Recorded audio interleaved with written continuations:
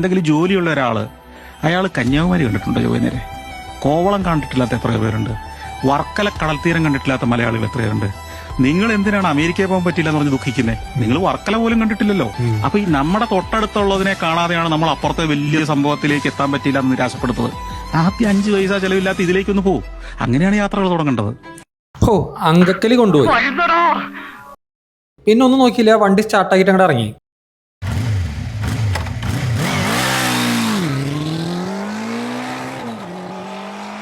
Hi friends, my name is Shijuraj. Welcome to my new vlog. ഇന്ന് ഞാൻ പോകുന്നത് നമ്മുടെ തൃശ്ശൂരിലെ ഹിഡൻ സ്പോട്ടായിട്ടുള്ള നമ്മുടെ മണ്ണുത്തി ചിറക്കക്കോട് മാടക്കതറ ഭാഗത്തുള്ള കച്ചിത്തോട് ചെക്ക് ഡാം കാണാനായിട്ടാണ്.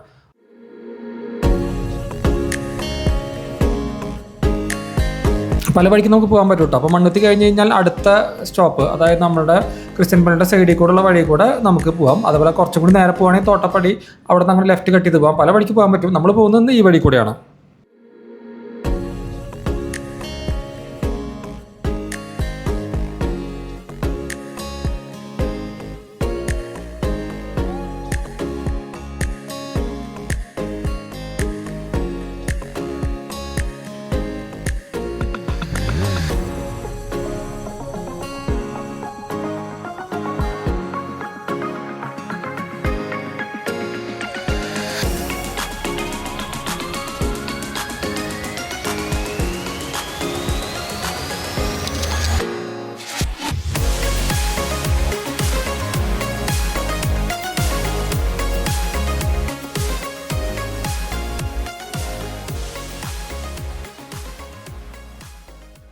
അപ്പോൾ ഇതാണ് ഞാൻ പറഞ്ഞ കച്ചിത്തോട് ഡാം. ഇവിടെ നമ്മുടെ ഒരു ബോർഡൊക്കെ വെച്ചിട്ടുണ്ട്.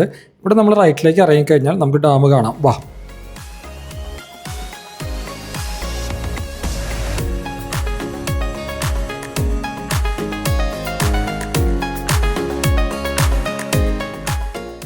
ഇന്നിപ്പോൾ ഞായറാഴ്ചയാണ്. ഞാൻ വന്ന സമയം ഇവിടെ അധികം തിരക്കൊന്നുമില്ല, വളരെ സൈലൻ്റാണ് കേട്ടോ.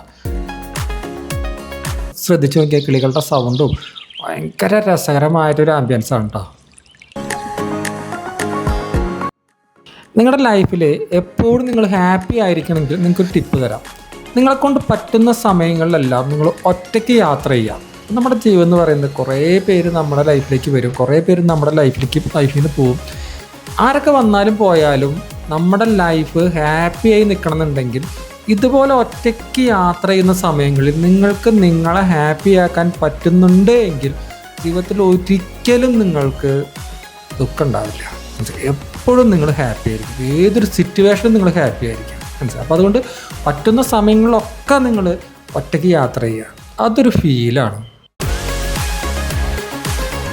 നമ്മുടെ തൃശ്ശൂർ റൗണ്ട് പോലെയാണ് കേട്ടോ.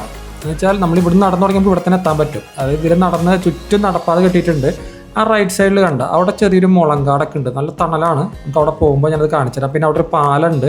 എനിക്ക് അടിപൊളി, നല്ല എന്താ പറയുക, നമ്മുടെ തൊട്ടടുത്ത് നമുക്കൊരു ദിവസം വന്ന് കണ്ടുപോകാൻ പറ്റുന്ന നല്ല രസമായിട്ടുള്ള പ്രകൃതിരമണീയമായിട്ടുള്ള ഒരു സ്ഥലം തന്നെയാണ് കേട്ടോ.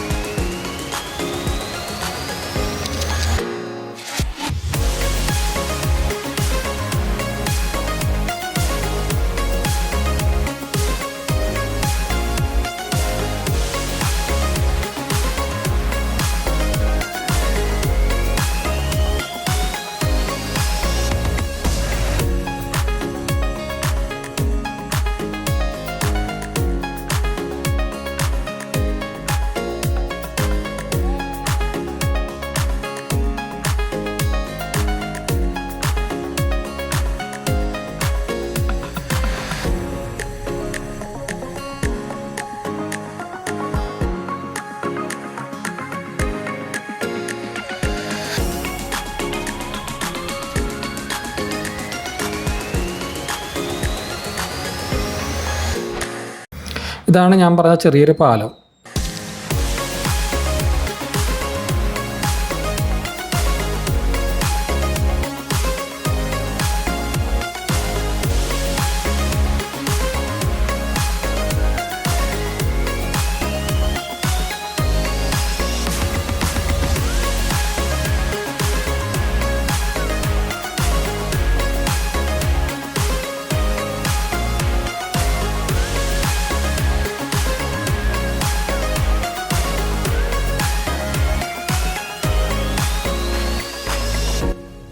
ഇച്ചിരിയും കൂടി ഫ്രണ്ടിലേക്ക് പോകുമ്പോൾ നല്ല രസമായിട്ടൊരു മുളങ്കാടുണ്ട് കേട്ടോ. അവിടെ നമുക്ക് ഫോട്ടോ എടുക്കാനും വീഡിയോ എടുക്കാനൊക്കെ അടിപൊളിയാണ്.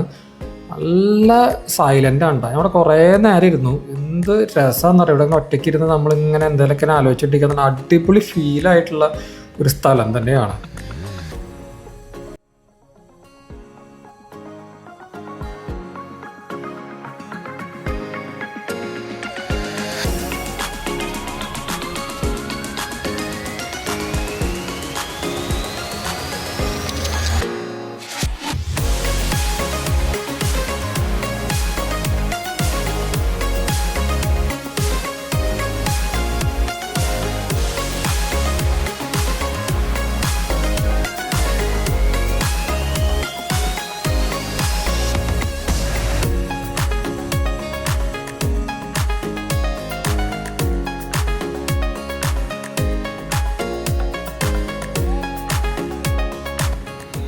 അപ്പോൾ ഈ ഒരു യാത്ര ഇത്രയേ ഉള്ളൂ. അപ്പോൾ നമ്മുടെ സന്തോഷ് സാർ പറഞ്ഞ പോലെ മാക്സിമം സമയങ്ങളിൽ നിങ്ങൾ യാത്ര ചെയ്യുക.